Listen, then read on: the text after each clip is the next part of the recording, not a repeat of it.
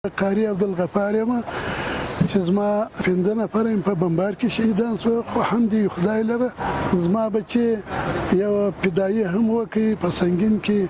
ما ډېرې زارۍ ورته وکړې چې په جریاني جهاد وکړه. ده راته وویل چې زه د الله په لار کې ځان قربانوم، نور په ژوند کې خیر نشته. د اسلامي نظام دغه دبدبه و الله ته او جهان ته زه ښکاره کوم چې موږ دا قرباني ورکوو. نو زه په دې ډېر فخر کوم، ډېر خوشحاله یم.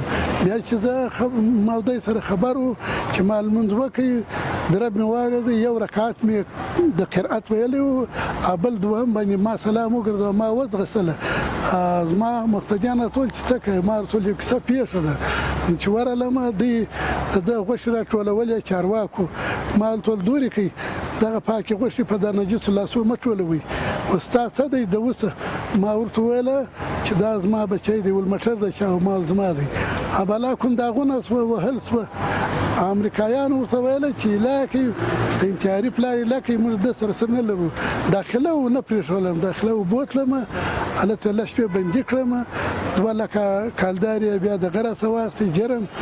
بالا بېرته رالاکم چې کور ته رالم، نو زما بیا د شهید زوی واپس 8مه ورځ چې زما 2 ورځې لا بند ته پاتې وې، بل بچی پیدا شوی و چې هدایت الله نومیږي. دغه بچی پیدا شوی و. هغه زما کورداري ژوندی وه. هغه وویله چې ما د خپل پلار څخه، زما پلار عالم و، ما د خپل پلار اورېدل دي که د چا زوی یا لور شهیده شي، مور یې پښې و لاسونه سره کړي، الله د عرش دروازه پرایله کړي.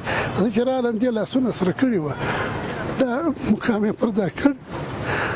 بیا مې کور بمبار شو، دغه څه 3 کاله وروسته بیا کور بمبار شو. هغه مېرمن مې شهیده شوه، لور مې شهیده شوه، 2 زامن مې شهیدان شوه، یو لمسی و. دغه مې شهیدان شوله، 15 نفره زخمیان دي. په هغه کې 2 زنانه لورې مې پاج دي، یوه په لاس د خپړې څخه کښته، یوه لور مې د جبې جلک څخه لاندې پاج ده. نور الحمدلله زوی مې یو پاته دی، هغه 325 کوکه ګنډلی دی. ایمرجنسي والا وویل چې موږ ته تر اوسه دا شټپې نه دي راغلي. نو حمد یې خدای لره. کله چې زما بچی تللی فدایي ته دغه خبره را سره وکړه، ما ورته ویله د بیت المال شی د ځان سره مه وړه، نو چې زه تا ورکوم د خدای رضا ته، موټر خو بیخي ورکوم. منی په 4 لکه کالدارې ور واخیستې او چرۍ و په ټاشنګ، باروت په خپلو پیسو، هېڅ چا نه دې راکړی، نسي ویلی یو څوک دغه ما ور واخیستل، ما په خپلو پیسو ور واخیسته، دا مې قرباني کړه. پر دغه باندې د حکومت ما ته ډېر زجر راکوي، دا بچی هم ستا دی، موټر هم ستا دی، او دا باروت سیانګر ستا دي، بیا په دغه کې یوه ګونۍ دا چرۍ دي، دا چې په دا بم کې اچي، په دا موټر کې ځای پر ځای کې دا هم راویستلې. ول دا خدای دې دا ستا په دوکان کې پرتې دي، مالګر شان زما دي. ما د ابراهیم علیه السلام په طریقه ته ځان راوستلی دی، د الله ته دغه وعده کړې په هغه ورځ چې د ابراهیم علیه السلام په طریقه زه ورځم، الله پر هغه طریقه مې وساته. دغه زما د کور مشکلات دی، فخر په کوم، ډېر فخر کوم په زرګونو چې یا په شخصي نظام کې یا په بله قومي پرستۍ کې یا په ټاور کې د نظام د جمهوریت نه دی تللی. دا زما دپاره لوی فخر دی.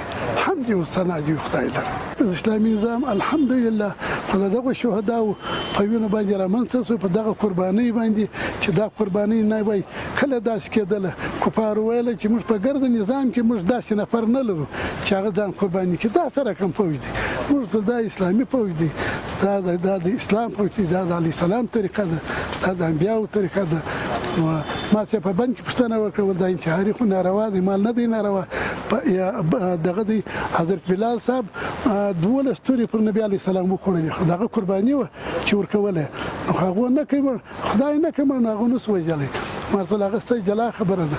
برای سر وښوراوه، یو چارواکي په دغه شپه مسلمان شو، واوښتی، چغه یې وکړه. ول دا خلک یې څنګه روزلي دي چې دوی د خپل د طریقې څه نه اوري. دغه باردی بیا ما ته وویل، ول دغه چارواکي ته تا اخطار ورکړی دی. ما په دغه حالت کې زه څنګه اخطار ورکړم؟ په دغه حالت کې زه تر کیبلانو لاندې یم او زما ده ته اخطار ورکړي، زه د دوی پېژنم، نه مایلدلی وو. نو په شپه کې هغه چارواکي تلل. شکر دی، حمد یې خدای لره. زموږ سره د شهداو معیبینو وزارت خپل هر څه وس را سره شریک کړی دی.